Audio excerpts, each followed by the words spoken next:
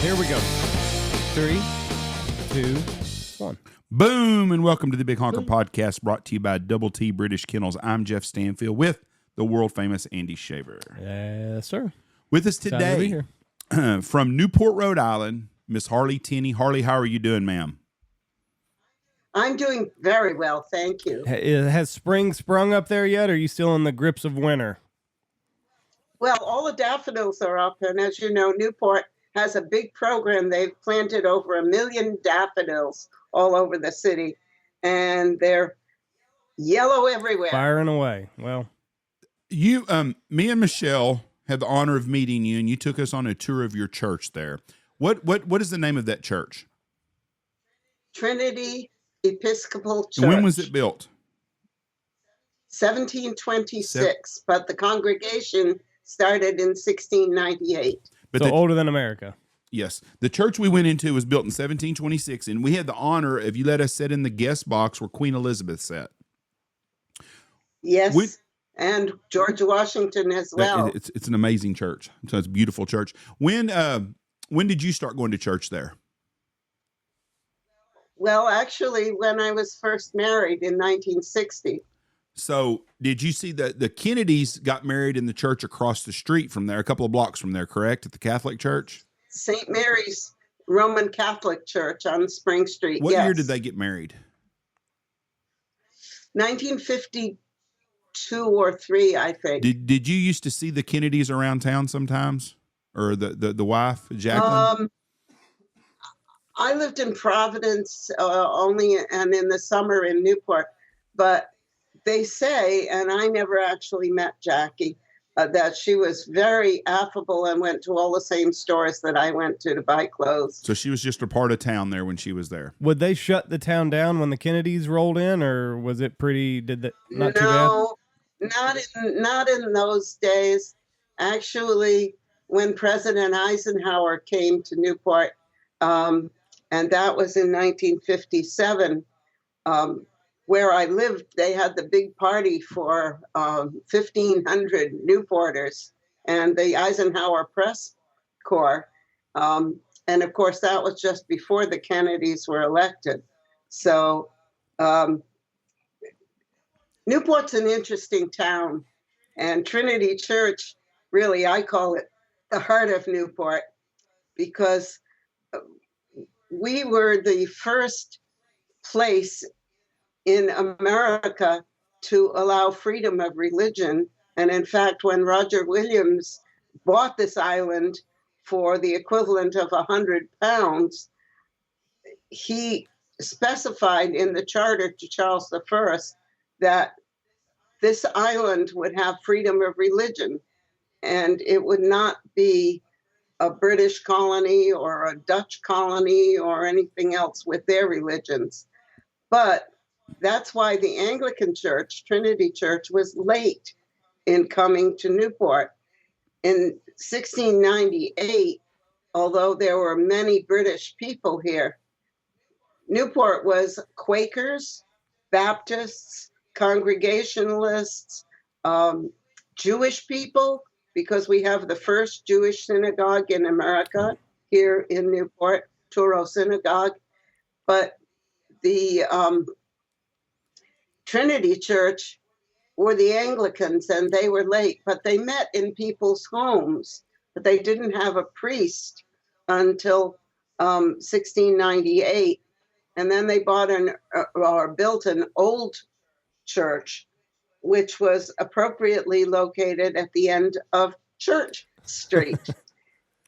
What I didn't get to see this building. I mean, it's I'm sure that it's just this gorgeous looking building. Where did they get all the supplies at that time to build this magnificent church? Because the designer of the church was Sir Christopher Wren in England, but he had drawn the designs in the middle of the 17th century. However, the Archbishop of Canterbury sent those designs to the colonies, and but not every congregation could afford to build a Sir Christopher Wren church. North Church in Boston and St. Michael's in Charleston, Bruton Parish in Williamsburg, all were built from those same plans. But Trinity Church was the only one made of wood because its builder was a shipbuilder. And he had shipbuilding people that could do everything. And that's why the woodwork in Trinity Church is outstanding. And the ceiling is plaster, which nobody used plaster in those days. Most of the time, the churches had the open beams. And if you go to Bruton Parish, you'll see that. And in North Church in Boston, if you look at the pictures of North Church in Boston, they were all built within the same time. What amazes me is that Trinity Church only took 2 years to build. No way. But how many people were working on this? Over 40. Well, there were over 40 cabinet makers in Newport. And you hear about Townsend and Goddard, but they were the businessmen. But there were at least 40 skilled shipbuilders and cabinet makers that lived in Newport at the time. And we still have the stone cutter, the Bensons, who have the John Stevens shop that was also started in the early 18th century. And they're still in business now. Wow. It's a beautiful church, an absolutely beautiful church. It is. Tell them the story you told me about the World War II and how it was almost avoided with Japanese out of y'all's church. Well, in World War II, the Newport was a Navy base, and there was the torpedo station. And what was interesting in the Japanese connection to Trinity Church was because one of the members of the church was August Belmont, whose son-in-law, Matthew Colbreth Perry, opened the gates of trade with Japan. And during the Second World War, it was a very difficult time for people of Japanese descent to be welcome anywhere in this country. But Trinity Church always opened their arms to the Japanese people because of Matthew Colbreth Perry, who was a member of the church. And his brother was Oliver Hazard Perry, who also has a memorial in the church. He helped win the War of 1812. So tell about the gold standard. You told me that they had a guy that this all could have been avoided, right? This all could have been avoided. A World guy War was II? wanting to go to Japan, and President Eisenhower did not want to send him to Japan. That's what I understood. I'll have to go and read John Hattendorf's book again to more remember what I had told you at that time, because that's one of the interesting social stories of Trinity Church.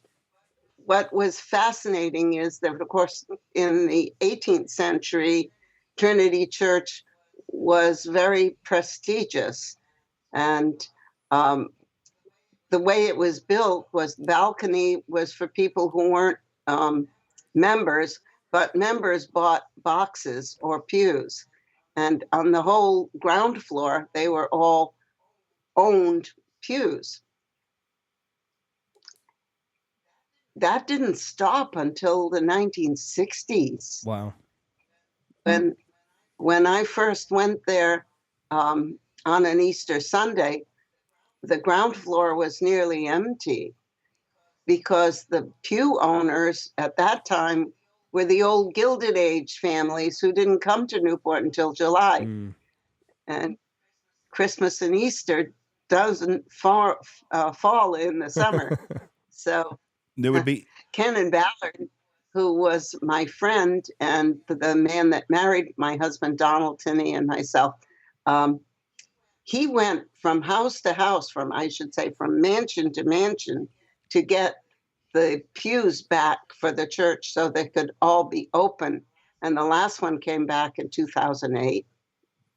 And that's the guest one that we sat in where Queen Elizabeth did and the president George Washington sat. Well, that was box number 1, owned by the Vernon family.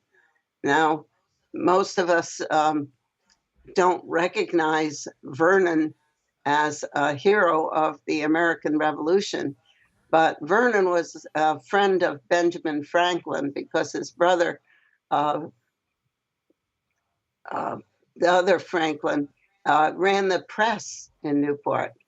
And the Vernon family had a beautiful house where they invited George Washington and General Rochambeau to meet to plan a battle during the American Revolution that the American ragtag army could actually win. And that was the Battle of Yorktown. And that was thanks to the French, who were brought in by the Vernon family, a Vernon house. Did they have an alliance with the French, the Vernon house? They knew that they could call on somebody in the French army to come to our aid? Yes. Benjamin Franklin was a Francophile. But even though he was a Quaker, the Vernon family were very prominent members of Trinity Church. And they owned that box, which is 81, right near the pulpit. So that evolved into the Distinguished Visitors box. How does one come to purchase a box? How much did the Vernon family originally purchase that box for? That's something that is being researched again now because the annals of Trinity Church are not all stored in the church. Some of them ended up in Redwood Library, but John Hattendorf wrote a book, and it took him several years to do the research. And that book, called Semper Eadem, is the real, very important history of Trinity Church.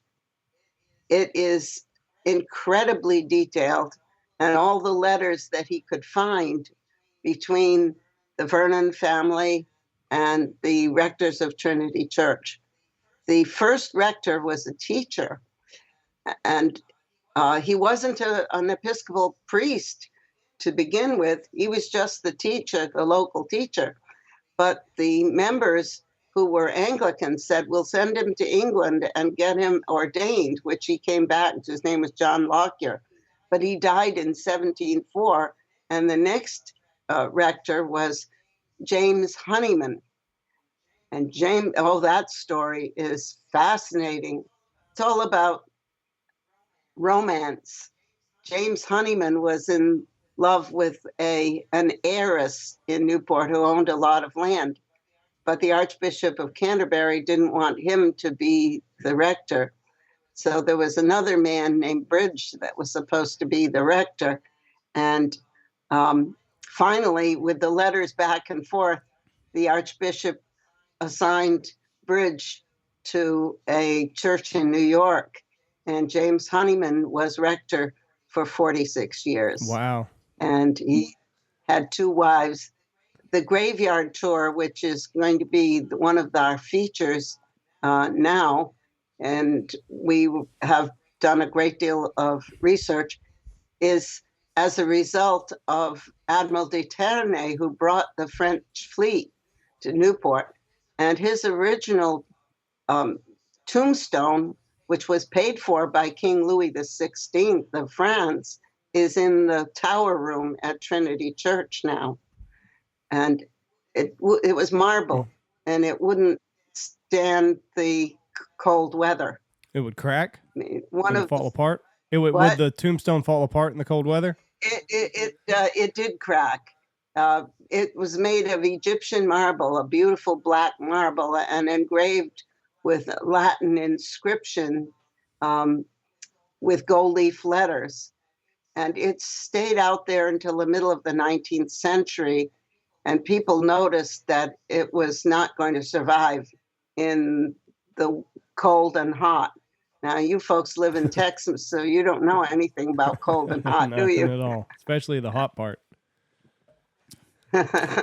So, when you talked to me about, we'll switch gears a little bit, the Vanderbilt family. Now, did any of the Vanderbilts live in the Breaker's house when you first moved to Newport? Yes. In fact, Countess Shoshone was there, and Gannon Ballard showed me or told us the story that they owned one of the very large boxes in the back. I believe it was 69. And they didn't go to church very much because they were only there July and August. That's one thing that Newport hasn't changed. You know, the island that we are on is called Aquidneck. Mm-hmm. And some of my research was interesting that the Native American definition of Aquidneck was summer place. Really? And so even the Native Americans did not live on this island except in the summer, where they could fish and hunt and enjoy. They lived on the mainland in North Kingstown and other places on the mainland. Aquidneck Island is only 14 miles long and 5 miles wide. Small place. Yes, but beautiful. Yeah. So the Vanderbilts, they'd only come 2 months out of the year, and they've got a box there. That's got to tick some of the locals off, right? Because it's like, here's this box that doesn't get used. And they had a big Gilded Age house designed by Richard Morris Hunt called the Breakers. And Countess Shoshone was living there when Canon Ballard knocked on the big front doors and said, "I want to see the Countess." And so he talked with her and said, Countess Shoshone, you own a big box at Trinity Church. Could you possibly allow us to buy it back from you? And she said, "No, I'll give it to you. And I'll give you $10,000 too, to make up for the taxes that we were paying on that." And that was the way the church was supported up until the 1960s, was the income from the owned boxes. That's very fascinating. That is. And that's how it got built too, because they sold boxes to the 13 families, which allowed them to build the church and the building. And it's very interesting about the ownership, that the land still remained part of the city of Newport up until just recently. Huh. The big homes there, Newport's famous. The Breaker's house is one of them. Your house, the Belcourt Mansion, where you live forever, is a 50,000 square foot home. Is that correct? Yes, it is. I have a question that I'm going to ask just because I'm nosy and stuff. What's electric bill run on a 50,000 square foot home? What does the electric bill run? That's well. The last year I was there, I was paying a couple thousand a month. Wow. Shoo. Now, when you moved into a house that size, how much of the actual living space do you use? Well, our apartment was probably 22 feet wide, and we owned the south wing in the stable that we kept private, the second floor, which had been guest rooms and servants' rooms, but we did it all over and made a modern apartment out of it. However, we were very rarely home. We went home to sleep and to eat, and we were in the main house most of the time, giving tours or working in this stable where we were building our gold coach and making stained glass windows, etc. So the house, and you later on, tell us the history on the house, the Belcourt Mansion. Belcourt Castle was built between 1891 and 1894 for Oliver Hazard Perry Belmont, who was the grandnephew of Matthew Calbreth Perry, and that was the connection with Japan. And it cost $3 million to build in 1894, designed by Richard Morris Hunt, one of the great architects. And his work is seen all over Newport. He also built the Breakers and Marble House, and the Griswold House, which was one of his earlier works, is the Newport Art Museum now. So he's a very famous architect. I believe that he designed the gates at Central Park in New York as well. And I know he did the base of the Statue of Liberty. So, and it says here, is this correct? It says it was built for $3.2 million, which would be equivalent to $80 million in 2011. That's close. I don't know all I know is that it cost a lot of money to maintain. and you sold this house just 10 years ago? Exactly 10 years ago. Well, November 12th, 2012. And you sold it 10 years ago, and then somebody else bought it now, and they're going to do something with it, correct? They've done a wonderful job on the infrastructure. They put solar panels on the roof, and they put geothermal energy to heat it, because we had 7 furnaces, but they were not efficient in many ways, as you can probably well imagine. They were, we had an oil furnace, and then we had gas furnaces put in over the years. There was never a day at that house that we didn't have work to do and restoration. That was also, those houses weren't built for wintertime anyways. They were built for summer places, correct? Correct. And so they're not That's properly right. heated. Well, they are now. I mean, you take a house like Oak Court, which is Salve Regina University. They've got that, so it's toasty warm in the winter now.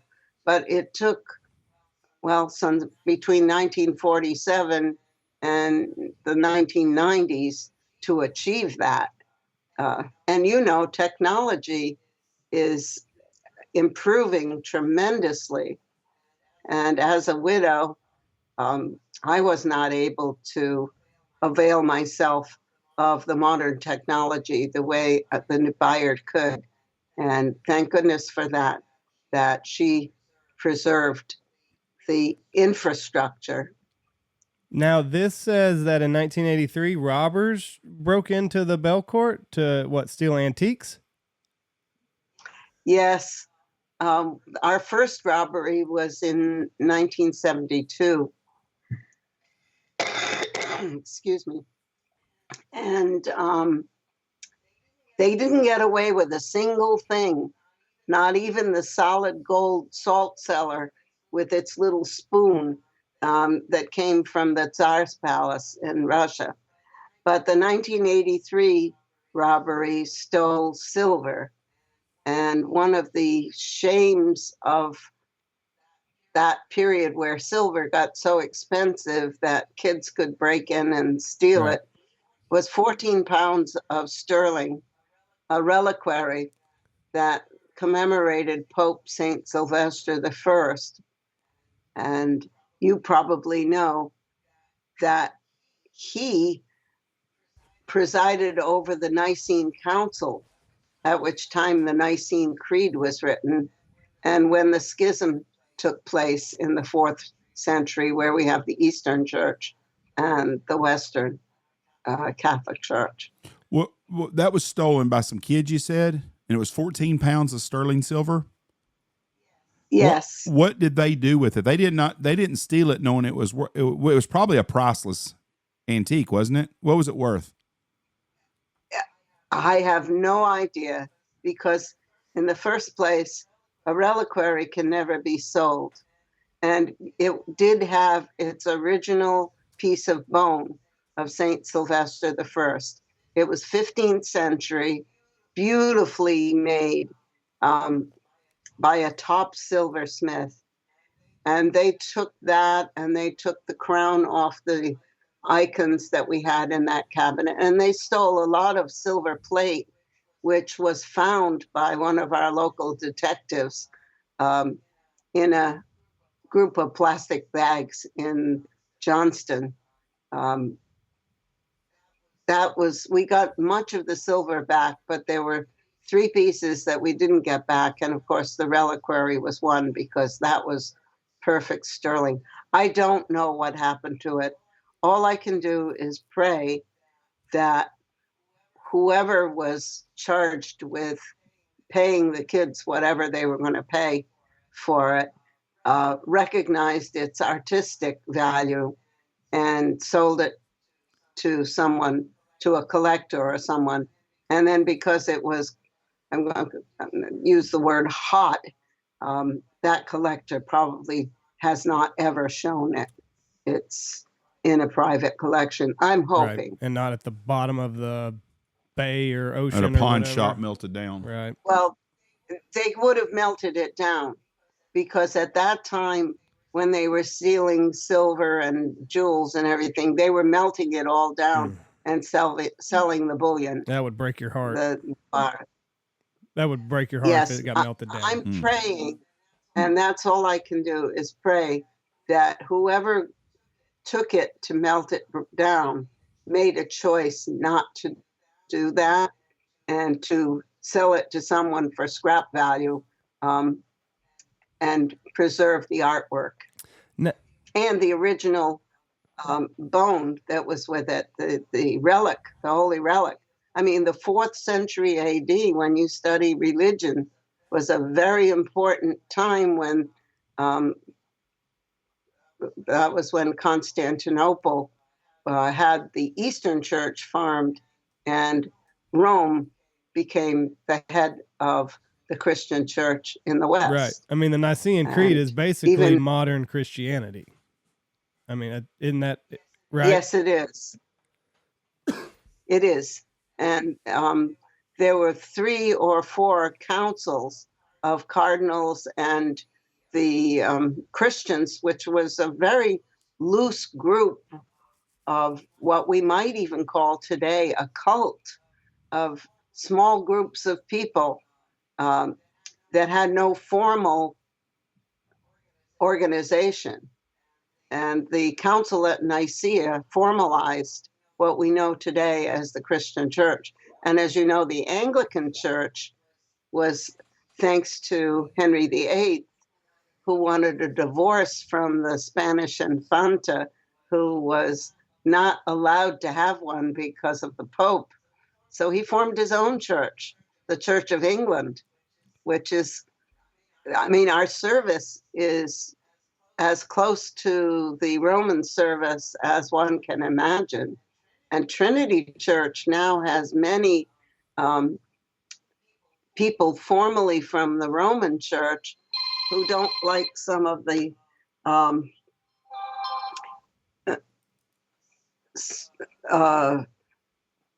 restrictions that the Roman Church has placed on individuals, such as no divorce and other things. Right. So, how did they know that this silver was there? Was somebody from the inside? Well, we were open to the public. We were open they saw it. Public. Anybody could pay $4 or $5 and come in and look at everything in the house. And we were very good tour guides. We told everything about everything. The only thing we refrained from doing was to give prices on anything, right, because what we had was really, I'm going to say, priceless. For example, if somebody asked, what is Trinity Church worth today? It's priceless. Yeah. I mean, yes, somebody could buy it. Somebody could buy the land and all of that. But the history could never be replaced. What was the trying to think how to word this exactly right. How did y'all come up with this piece? How did that come in y'all's hands? We had a friend who was a monk in Spencer, Massachusetts, who also had a friend who was an avid collector of antiques. And he talked her, she was 90 years old, into donating that piece of silver. She called it her priest, and she donated it to us to preserve it.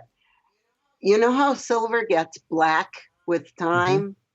That it tarnishes, and it wasn't just sort of yellow and whatever. I mean, it was pitch black when we acquired it. And when we brought it home, the funniest thing happened. We were looking up in the sky, and there was a perfect Christian cross in the sky. And we said, that's curious. Now, we came from Massachusetts, driving to Newport, and that cross was in the sky all that trip. When we got home, it was still there and it was dark, but we went in. And of course, my husband, who was an absolutely fantastic restorer and an artist, he had to polish the silver. And we started polishing it, and that's when we could read the inscription on it that said Pope St. Sylvester I. There was a beautiful brooch in it. And inside the brooch, you couldn't see because it was very dirty and dark. So he took it apart, and a little piece of paper fell out, and it said St. Sylvester I. It was in Latin. And there was a little piece of bone there. He said, this is the relic. So here we are, and we restored it. He polished it, and we put it on display in a cabinet in a room that we created into a chapel, which had icons and all kinds of religious art. That's crazy. The disrespect people have. I mean, I don't like anybody stealing anything anyways, but that's you can't replace that. No, that's terrible. That's what I'm saying. I mean, yes, 14 pounds of sterling silver had a great deal of value scrap wise, but I'm just hoping that the person who was given to melt it down didn't. But I can only pray about that. I don't know. It's possible that it was melted. Now, when these robberies are going on, do y'all even know that anything is happening, or are y'all at your bedrooms and stuff like that to where you don't even know that anybody's on the property? Well, we knew that night because we had the house, so we could hear sounds. We had little microphones. Since the 1972 robbery, we set up a security system that had sounds. So we ran down when we heard the sounds, and we could not catch them, but they only got a few things from a couple of rooms. Right. In 1983, we had a party the night before for 2,000 people. Wow. Yeah, it was out on the lawn and all of that. My guess, and it's only a guess, is that the catering company, who had 50 people working for them to serve 2,000, one of them told one of their friends and left a door open. I see. Now, let me ask you this. This place it's very, very old. Did you ever notice or witness anything of the haunted variety at this mansion, this castle? Yes. Yes? And we gave ghost tours for years. Actually, this is 2023 now, and I still own the 2 haunted chairs and the statue of the monk, which definitely had spirits attached. But when I was first married, I woke up in the middle of the night and I saw a man standing beside the bed. And I thought it was a robber, because we're talking 1960. And I'm 19 years old, moving into a castle for the first time. And I wanted my very strong, handsome husband to defend me against everything. So I sort of said, Donnie, there's a man standing by the bed. And he said, go to sleep. No way. Absolutely. And of course, I was curious, saying, then, my reasonable thought came in. If there is a robber there and he has a knife or a gun, we're better to be asleep. Let him take what he's going to take and not kill us. Right. So then the man walked out through the wall. And although I was relieved in one way, I was very curious and saying, that's a wall there. There is no door. That man walked out. I'm relieved, but I've got a whole lot more questions all of a sudden. I'm relieved he's gone, but how did he get through that wall? So did your husband, was he thinking that maybe there was a robber, or did he just know, no, this is probably, this is a ghost and just go to sleep? He knew because his family had seen that same apparition years before in their other house. Oh. And years later, we discovered that that apparition appeared always near the statue of the monk. Wow. Which I still have. Have you had any more problems with it? Do you still see this apparition? No. The house that I live in now is out in the country, and I believe, and this is only my theory, and people can argue with it, that Belcourt was made of granite, which is a very powerful stone, and it has electropneumatic properties. It's a very alive stone, and I believe that ghosts, which need a great deal of energy to manifest, could manifest in Belcourt because of that granite, and they could sense it. And most people who tell a ghost story will say that they were very, very cold when they see an apparition. And that's the reason that the energy needed to manifest is actually taking energy from whatever energy there is in the environment. So a person could actually feel cold because their physical energy was being sapped by the energy needed for the apparition to actually appear. That makes a lot of sense. I've never heard it put that way, but that would make a lot of sense if it takes a certain amount of energy for a spirit to manifest itself. Well, it's got heat is a source of energy, so it zaps all the heat around, and that creates these cold pockets. That makes a lot of sense, actually. What were there any malevolent spirits on this place, or were all of them pretty happy-go-lucky? Most of them were very happy.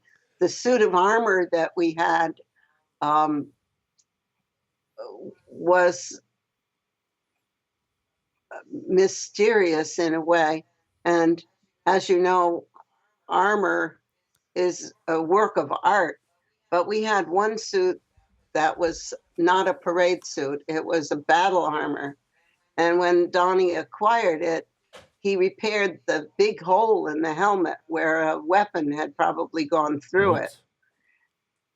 The only guess that we could have from some of the sensitive people and from the find that it would scream, or something would scream in its vicinity, usually at the end of March or early April, was that who was ever wearing that suit of armor had a head injury and was laying.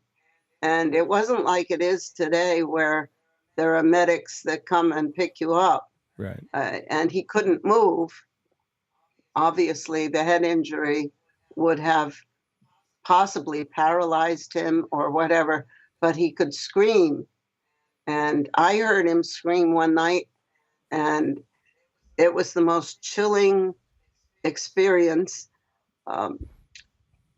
I looked over, as you asked about staying in the apartment. We didn't very often. And I went over into the main house and I saw that the lights had been left on in the ballroom, the stained glass lights.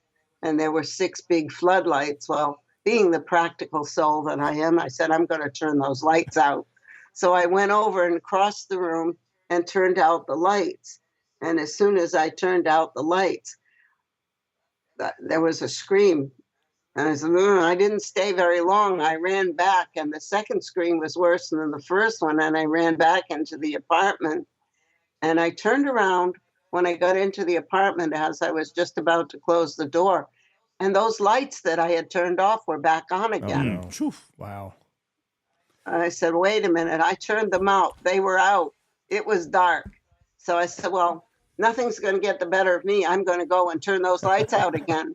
So I went back and I turned the lights out. But the third scream was to the point I said, I'm not going back in there. I don't care. I thought it might be a real person, but I could tell there was no real person there. How could you tell?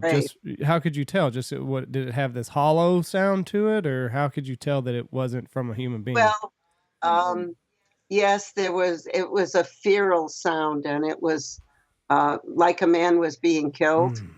You know, that's scary. That's what it sounded like to me. Holy cow! Does Newport have an off season nowadays? Because I was there in October and it was busy. Is there ever a time that it's not busy there? I would say January. And I always said when I was in the tourist business, January should be Newport for Newporters. Let's enjoy the city in January, because you can find a parking space and you can actually go to a restaurant if they're still open. And now it's pretty much a year-round, although it's still a summer place. October, though, is one of our busiest seasons. First of all, the weather is beautiful in October. We do have some fall colors, and you can sit by the ocean. The days are warm sometimes and a little crisp other times. November is getting to be a better season, although the first part of November is quiet.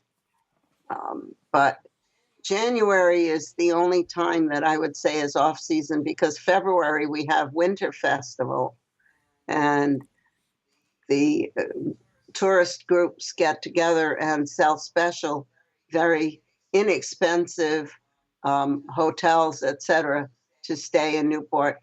And the weather isn't always that bad. And in fact, sometimes the ice sculptures, it was too warm to keep them for a day or two because they'd melt. Right. Well, we were there in October, and we had been to the Biltmore, and we've been to the Breakers, and the Biltmore story is an amazing story, but so is the Breakers. But when did the Gilded Age, when did the pomp and circumstance go away? Did World War II take all that away? Or was it before that? World War I. World War I did. World War I. The Gilded Age probably started around 1882. And and it could have been a little earlier than that. But believe it or not, the first Newporter who built a house right on the cliff walk was August Belmont in 1853. But he had a real reason for that, because his wife's father and mother lived in Newport, and she wanted to be close to them. You know, as we get older, family becomes more important. And so he built a house called By the Sea, or some people call it By the Sea. And he was the chairman of the National Democratic Party at that time. So he had some very prestigious guests. He was the Rothschild representative in the United States. He entertained European royalty, etc. And they stayed at By the Sea or By the Sea in the summertime in Newport. Once the people saw that, then they began to say, you know, this is a good place to be. The weather is nice. The ocean is gorgeous. It's clean and pristine. There were farms pretty much everywhere in the 1850s. And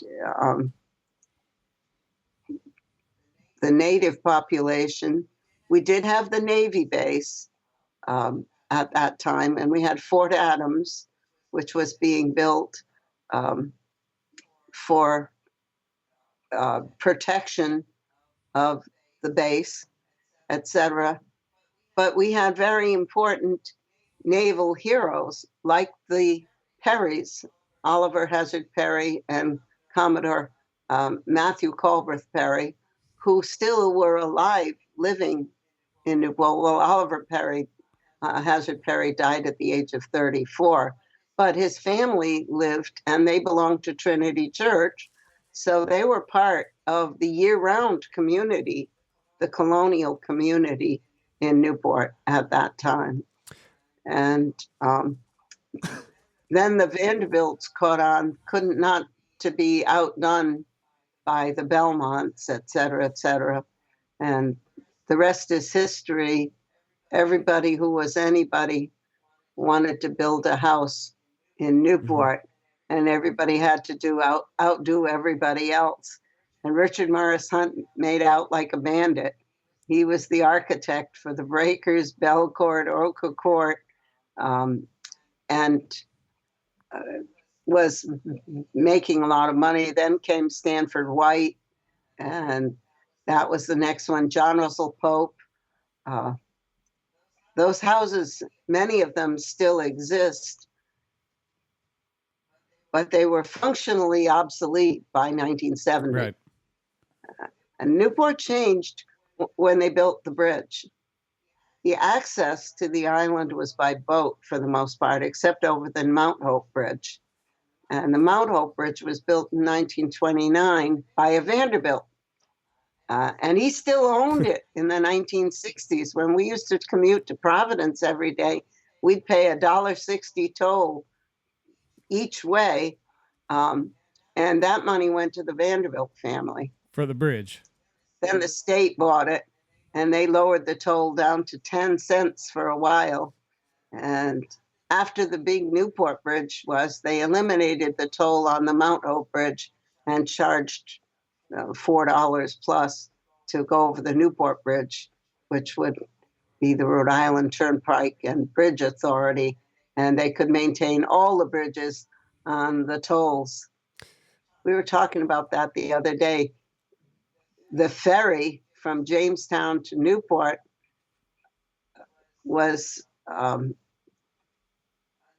adventure, especially, and they would only run maybe once every couple of hours in January. But in the summertime, when we had the jazz festivals of 1954, 55, the ferry was overloaded almost to the point of sinking with people.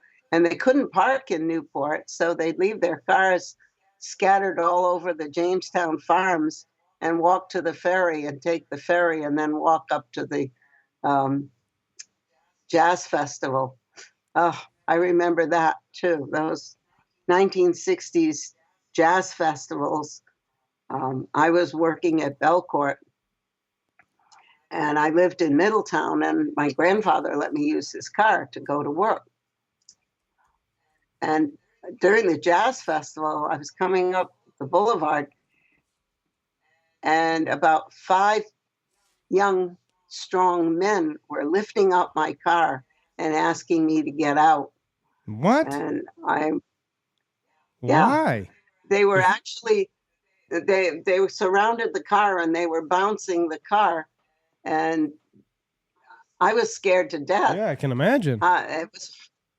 It was hot, but I rolled up the windows, and finally, there was no red light there. They had National Guard or somebody directing traffic, and they let us go. And I just made it to Belcourt. But when I got to Belcourt and I was supposed to give tours, I was a nervous wreck. And I was crying and very unhappy. And my mother-in-law said, "Now that's all right. Calm down. You're safe here." And I said, "Yeah, I am." But that was a harrowing experience. So they were just being little anarchists out there and just trying to cause disruption? Well, there was the first jazz festivals were, no one expected that there would be so many people. And they didn't have enough room for all of the people that wanted to go. So there were many irate people that couldn't get into the festival because it held so many people in this. And that's one of the reasons that the jazz festival stopped for a couple of years and went to New York, because some of the promoters and some people sold tickets, and they had no tickets to sell, but they sold them anyway. And so there were a lot of people that came and couldn't get in. And you can imagine if you'd paid for a ticket. Right. I think one of the most clever things that a group of young men did, they blocked off one of the streets and they sold parking passes, and on the public street. Well, the city towed all those cars. And again, there were some very unhappy people. But I can imagine so. That was jazz festival time. In fact, the Memorial Boulevard had just been restored, and they planted these little trees. I think they're maple trees or something like that. And that day that the boys were harassing me in the car, they actually had decorated all those trees with beer cans like Christmas ornaments. They were hanging on, well, they were small trees. They were just planted. But there are probably not a lot of people that remember that now, because, as you know, I'm a mature citizen. Now, I have my 82nd birthday in a few days. Well, congratulations. My favorite house of all the mansions is, I love the Isaac Bell house, and it was closed down and we didn't get to go in it. But that was Edward Stone, who was a real estate dealer. I remember when that was a nursing home, and it was but again, functionally obsolete as a nursing home. You know, it had a lot of rooms in it, but the infrastructure needed some upgrading. So the authorities decided that it shouldn't be a nursing home, and it was sold to one of the local lawyers. And then he died young, and his wife sold it. And Edward Stone was the real estate dealer and said that house should be preserved. And it is one of those earlier houses from, I believe, the 1850s or thereabouts. And it's been restored to the point where it has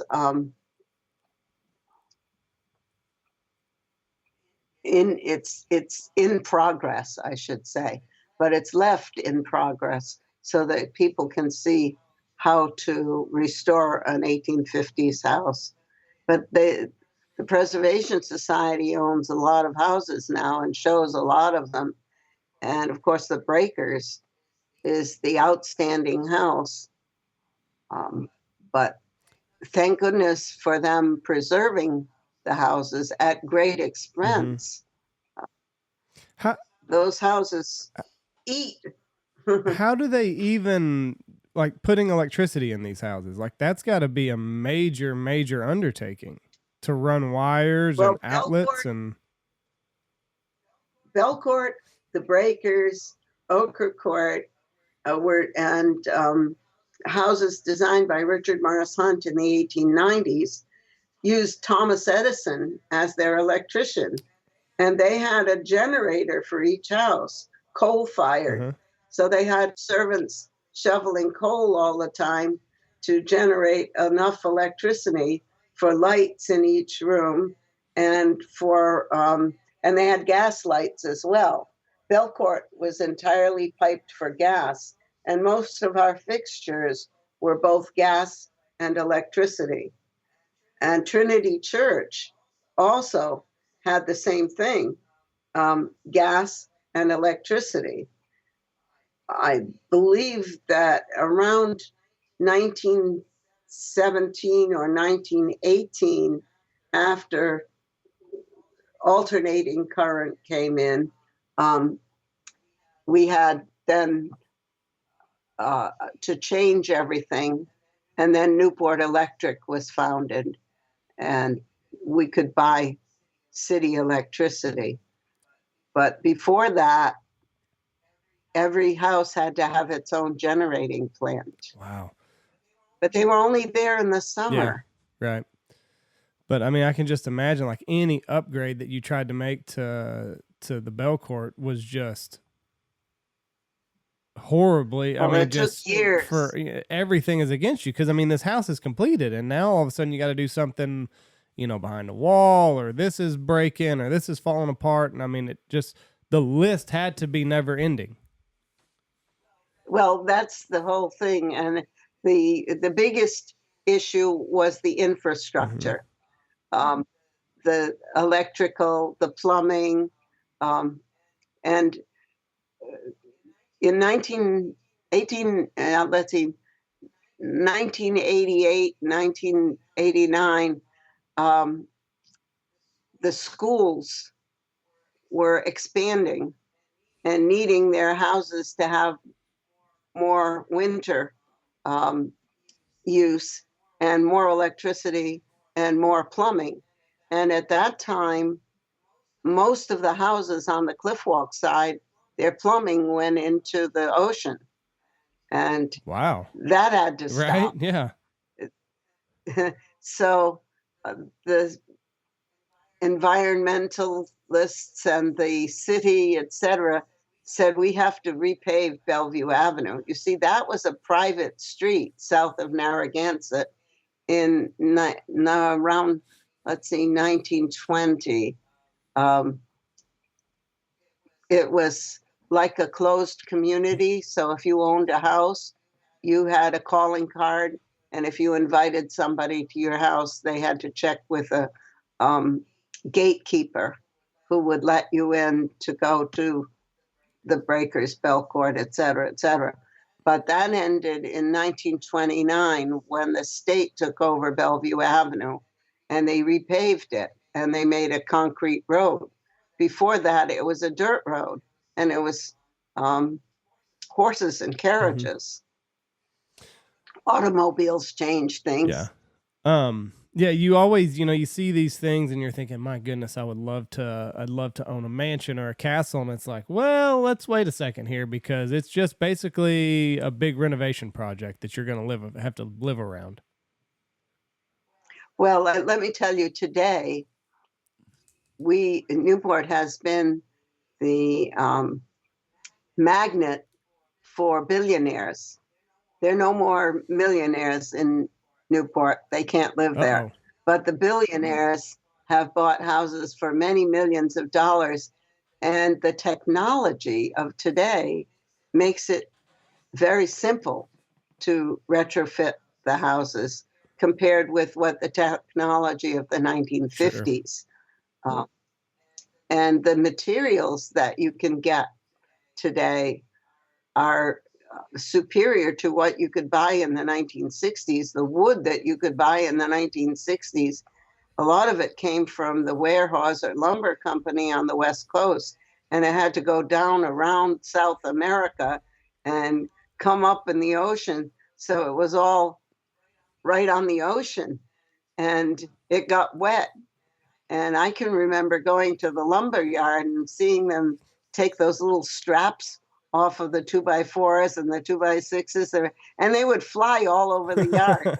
They were, it was dangerous for those workmen to undo those, because they cut the lumber green and they didn't stick it up the way the old colonials did for a year.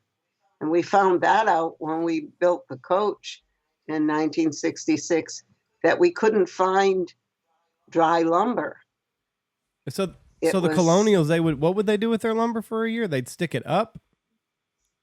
Well, we call it stick it up, but what they do is, let's say they cut the tree and then they take it to the sawmill, which would make the proper size timbers out of it.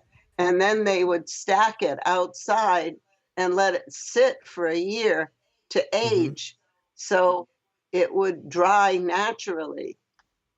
Later, they came along with kiln dried, but that wasn't until I mean, it was probably invented before, but you couldn't really get much kiln dried lumber until 1970. It depends on where you lived. Right. But what do they do in Texas now? Now? I have no idea. Yeah. I get it from Home Depot. I don't know how they cure it. It comes from Pacific Northwest. That's correct. But the transportation today, right. Yes. Right. It's a lot faster and it's a lot easier. It's not, and they can bring it by railroad and other things. And that's where the Vanderbilts made their money, it was on the railroads.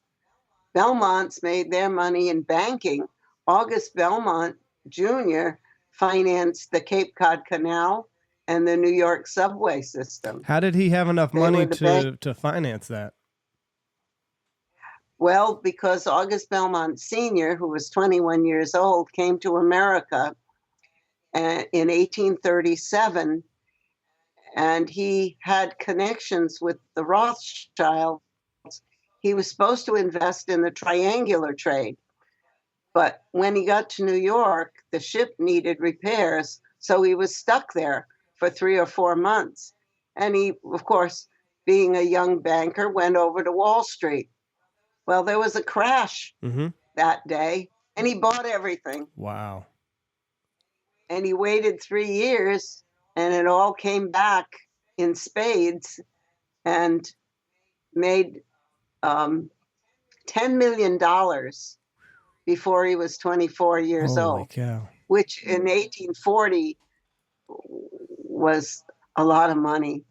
In fact, I would consider it a lot of money even for me today. I wouldn't. I wouldn't turn it down for sure. 1884, 1840. 1840. Let me see. And then he bought the middle of Long Island, because the outer parts of Long Island on the coast were developed, but the middle of Long Island was just farmland and wasteland, and he bought the whole middle of Long Island so that his kids could learn how to hunt and fish. Wow. And he stocked the ponds, and they're still there. Some of the deer that are in the middle of Long Island now on places like Belmont Park and Hemp State Park are actually descendants of the imported deer that August Belmont brought over so that his kids could learn to hunt and fish. I'm assuming it's equivalent 10 million in today's money. That's equivalent to $345 million.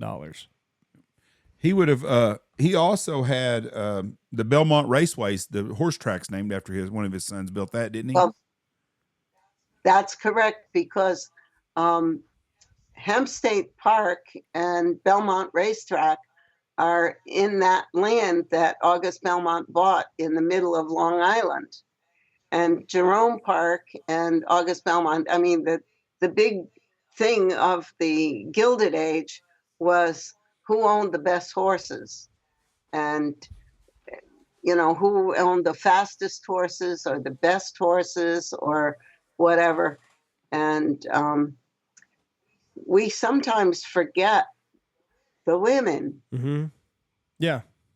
Because when I give my tour of Trinity Church, I begin with, it's all about the women, because the James Honeyman married Elizabeth Carr.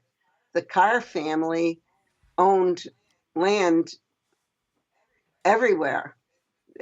They were big landowners. So she was an heiress, and it didn't hurt his priesthood to be married to an heiress. And August Belmont married Caroline Slidell Perry, who was the daughter of Commodore Matthew Colworth Perry, whose father, Christopher Perry, was one of the Revolutionary War naval people who went to the American side. Even though he was a British Navy officer, he became an American. And his daughter, Caroline, was beautiful and well educated and well traveled because her father was in the Navy. Right. And how do you keep all these names all straight? about the How do you women. keep all these names straight and all the relationships and then the breakups and then the remarriages? I'd have everything so twisted up. How do you do it? Well, it's part of my pleasure understanding. And as I've gotten older, I see family relationships are very important in the way things progress. Was Mr. Hunt down in Texas that owned 3/4 of the state when the state was unexplored, basically?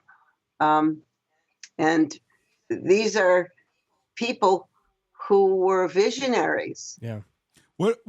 And my favorite president, Teddy Roosevelt, did he have any ties to Newport?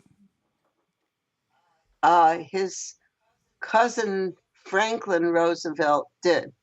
In fact, Franklin Delano Roosevelt met his cousin Eleanor at a party at a house called Fairlawn that was owned by the Vice President of the United States under Ulysses S. Grant. And they had a summer party there, and that's where they met. I don't know about Teddy. I did go to Sagamore Hill, but he was so busy fighting that I don't think he had time for social life.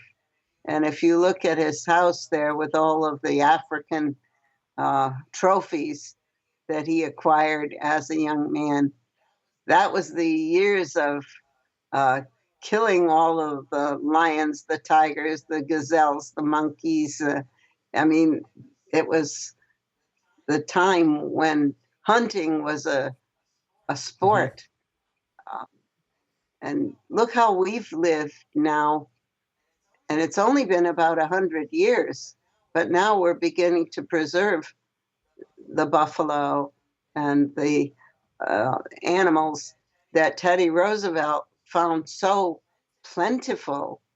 And it was a trophy, and it was the hunt. Men were hunters. Yeah. Yeah. From way back. Different breed of men. Men were men back then. Men were men back then. Richard Morris Hunt, how much was he making, like, every time he would design one of these new mansions? Is there any record of that? You know, there is a record, and I don't know it. You know, I know that he made quite a bit of money, but he was not rich as a young man. And he had a studio in New York City, which was very successful. But he designed a lot. And I think his first big commission was the Tribune building in New York City. And James Gordon Bennett, who was part of that, had a summer house in Newport. But it was already built before Hunt became popular. Then Hunt came and he built a couple of stick-style houses, like the Art Museum and the Griswold House, etc. And he lived in a house called Hilltop himself, which he designed. It was not on the water, inland. But he, again, only stayed in the summer. Was the Hilltop house a very nice house there? It is nice. It's for sale now, I think. And there's another one.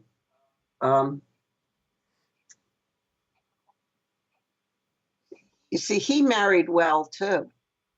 Richard Morris Hunt married Catherine Howland, who were their family were descendants of John Howland from the Mayflower, but they bought a very large section of what we know now as Portsmouth and Middletown.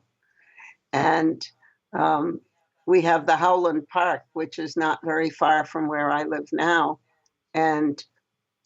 But Mrs. Richard Morris Hunt was Catherine Howland, and her sister Caroline was also married very well into a family of genteel Southerners who came up to Newport for the summer, and they lived in the plantations of Charleston, Charleston, South Carolina. The connections in the colonial period between Savannah, Georgia, Charleston, South Carolina, and Newport, and Jamaica, and the West Indies. Fun story. Donnie and I went to Nevis, which is in the West Indies. And while we were there, Donald did not like the social life of the resort. So he said, let's walk around the island. It's not that big. So while we were walking, a car stopped and said, are you lost? Well, no, we figure if we keep on the water, we'll get back to where we started eventually. And he said, where are you from? We said, Rhode Island. Oh, my name is Johnny Clark. I'm the mayor of Nevis, and my family came from Rhode Island. And John Clark was one of the original, in fact, he wrote the original charter in 1663 that Rhode Island was still using as its laws in the 1990s. Wow. That is crazy. My ancestors, they really screwed me by coming all the way out here to Texas. I got to tell you.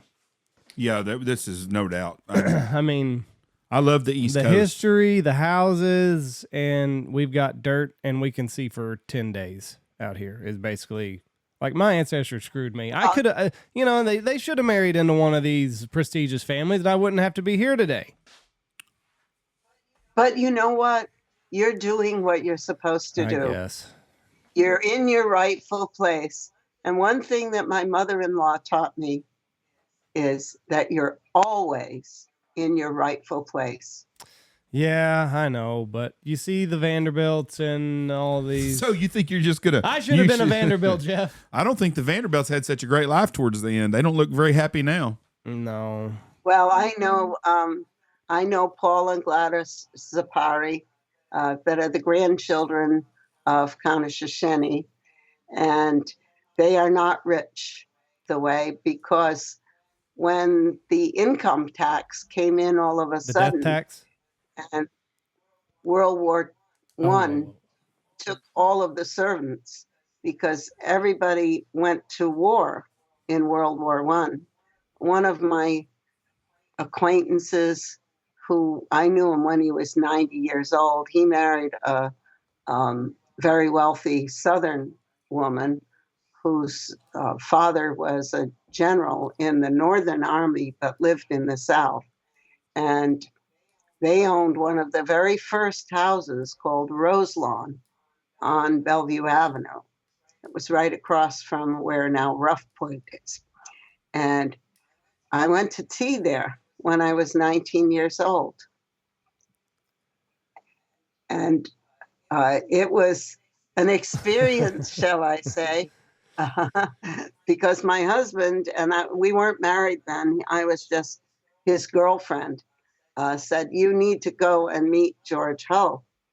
And I said, yes, that's nice. Daisy was completely blind, but George took care of everything. And he asked me how I liked my tea.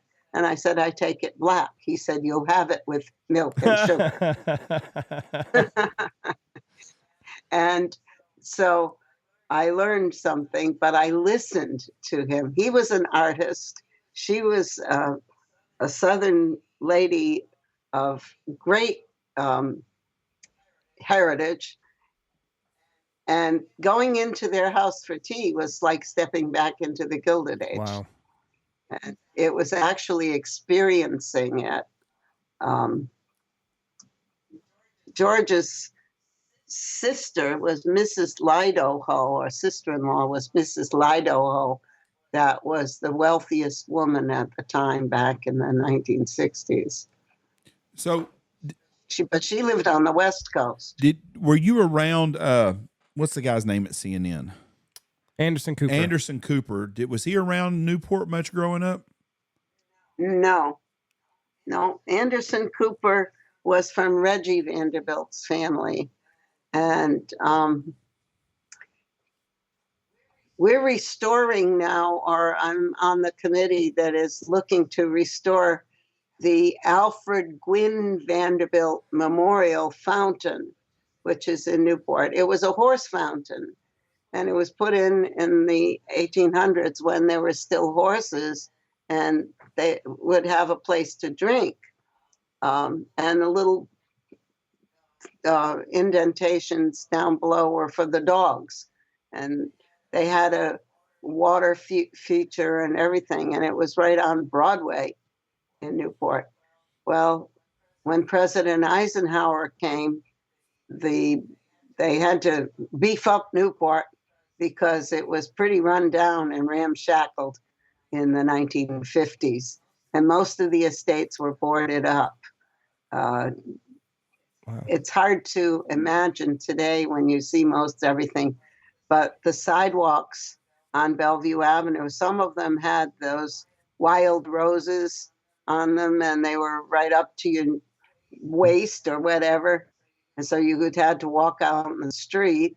And then there were the perfectly manicured estates, like Miramar was beautifully kept. And she had 48 bay trees in boxes around the house. That was Mrs. Widener, who married Rice, Dr. Alex Hamilton Rice. Well, we knew the second Mrs. Rice because Mrs. Widener died, but Alexander Hamilton Rice was considerably younger than she. And so he remarried, and Miramar was maintained because the Widener family broke ground for that house the day the Titanic went down with George P.A.B. Widener aboard. So he never saw the house. But Mrs. Widener finished it, and then she married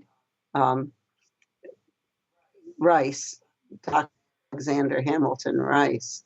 So as that generation changed in the 50s and 60s, and we're talking about the second generation began to pass away at that time, that also affected Trinity Church because they received a lot of money from these people as endowments and whatever in the late 50s and 60s, which meant that their priest, Canon Ballard, could go around and offer money for the boxes that he wanted to get back for the church. And some of the people were not wealthy by that time. Right.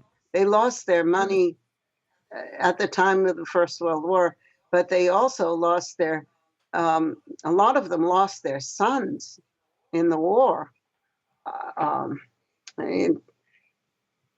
The history of Newport went through this kind of like what we're going through today, ups and downs. You know, there's peaks and valleys. And right now we are in the second Gilded Age. I call it the re-Gilded Age.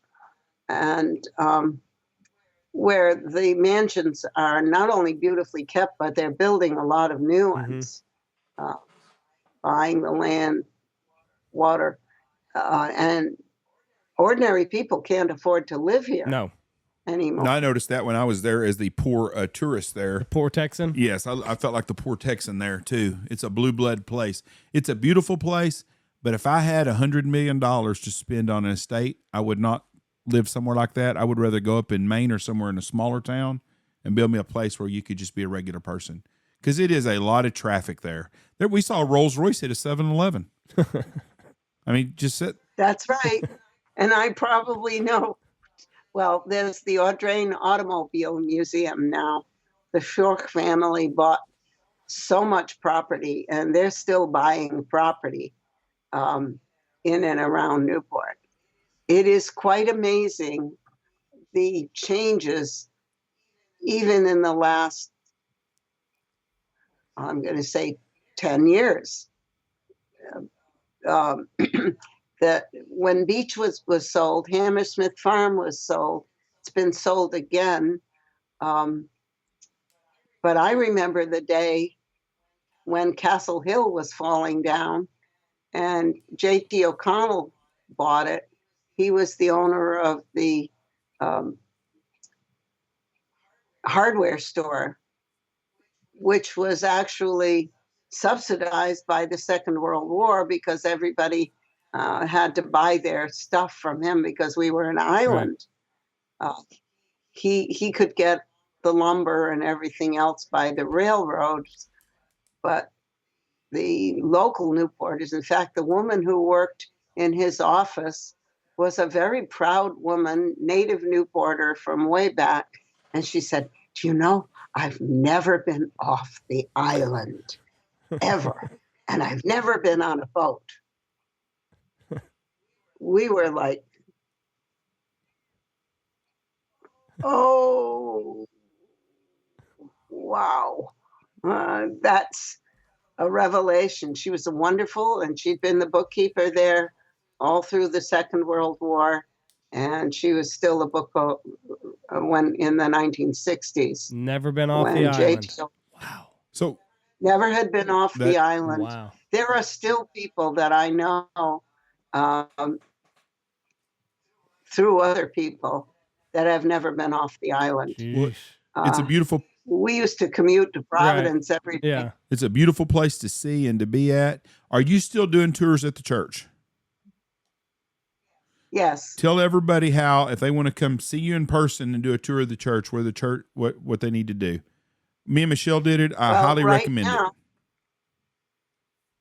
Right now, my schedule is to do the church tour after the services on Sunday. However, if they would like me to give a private tour, which I would if they have 2 or 3 or 4 people, or they want to meet me, you know my email, and they could send me an email or a telephone call and say, we'd like to arrange a tour of Trinity Church anytime, because I can get into the church anytime unless they're having a wedding or a funeral or something. I would give your email, not your phone number. So if they want to get a tour with you, they need to go to Harle, Harle 415 @gmail.com. They can set it up. That's correct. Or they can do Trinity Church. Go on the website of Trinity Church and request that I give the tour. And if I can, I will. I would highly recommend it. It was very educational. I enjoyed it. I like history. Newport's a neat place to go and see. It's different than many places I've been. Actually, I can't think of anywhere else I've ever been on the East Coast or anywhere that is like Newport. I think everybody needs to see it. It's part of our history. If you like history, that whole area, I recommend going to the East Coast anyways. You could take a month and go up and down the East Coast and see something new every day. It's a wonderful place. Harle, I appreciate you so much being on here, ma'am. I really do. It's been an honor to have you on here. And me and Michelle make it to the East Coast again this fall. We're going to come by and see you if we make it that way. Please do. I'll look forward to seeing you. And,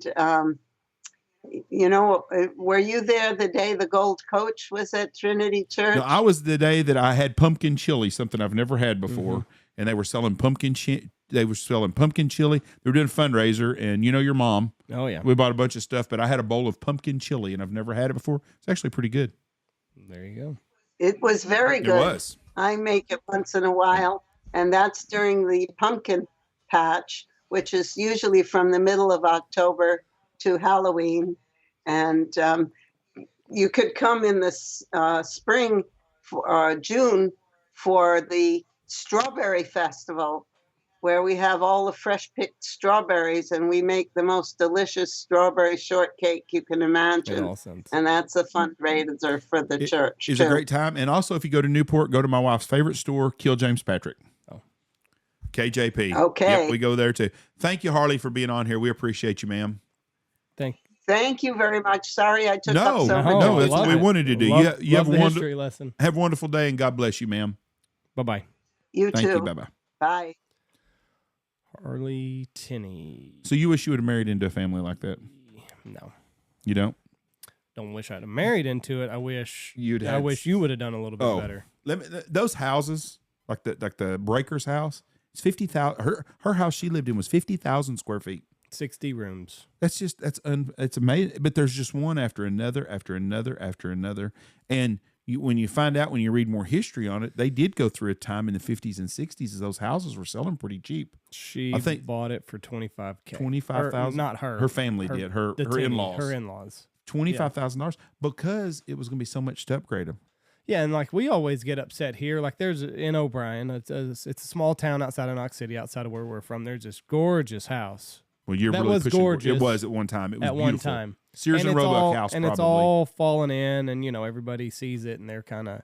It is sad to see these nice houses dilapidate, but I mean, the house in O'Brien, someone could have went in when I first moved here in the early '90s. Someone could have in 1991, 92. Someone could have went in there and renovated the house. Still would have been expensive, right? But in 1980, they could have done it, and it wouldn't have been that big a deal. Yes. And we see this all the time. No matter if we're hunting in Oklahoma, I've seen it in the Dakotas. You drive down the road, and there's an old house that's just fallen in, and you're like, whoever owns that land, it was grandma's house. She moved out. She put her in a nursing home, and it just find somebody to rent it or something. Don't just let it fall into nothing. Just like she said, it's a money pit. Well, those houses are huge money pits. Yeah. They're huge. Yeah. I've been in the Biltmore house and I've been in the Breakers, both Vanderbilt family homes. I think the Biltmore is 65,000 square feet, and I think the Breakers is around 50,000 square feet. And both of them, I think the Breakers or the Biltmore in Asheville, North Carolina, I think someone lived in it in the mid 80s was the last time someone lived in it. But you imagine going up and pick some girl up on a date you meet, and that's where you got to go pick them up at. The Breakers is 62,000 square feet of living area, 5 floors, designed by Richard Morris Hunt, 70-room mansion. It's a beautiful place, but so outdated. Sure. But it was built in the 1800s. You would think, though, that they would have had a modern room. How are you going to do it? That's what I was saying. I mean, you would think that they would have to the studs. No. I'm talking about you would think that they would have a room that had like a flat screen TV and normal shit in it just to live in. Because all that, it was like the White House. When we were in the White House, I was so unimpressed with the decorations in the house. But it's a house built in the 1800s, and they got that old gold leaf furniture and shit everywhere. And I'm thinking, I bet if you went up in Trump's pad upstairs, all modern, new shit. But I mean, it's just the old stuff that we have. That's kind of like going in an English castle would be that way. Reese wants to go in a castle when we're in New York, so we may try to go to the Belcourt Castle one day. It's a really neat place. That's in the Thousand Island area. That's a neat area to see. I love history, and I loved meeting Harle. She was a neat lady. She talked a lot about things, and she knew a lot of names and stuff. She didn't tell the story about the Japanese. There was a guy that went to their church, and she told me this story, and I know I'm gonna miss some of the facts up, but a guy at their church was what was Joe Kennedy to England? Mm-hmm. Diplomat, ambassador. Was ambassador to Japan before World War II, and he thought that he could talk to them, and it was about some gold, the gold standard.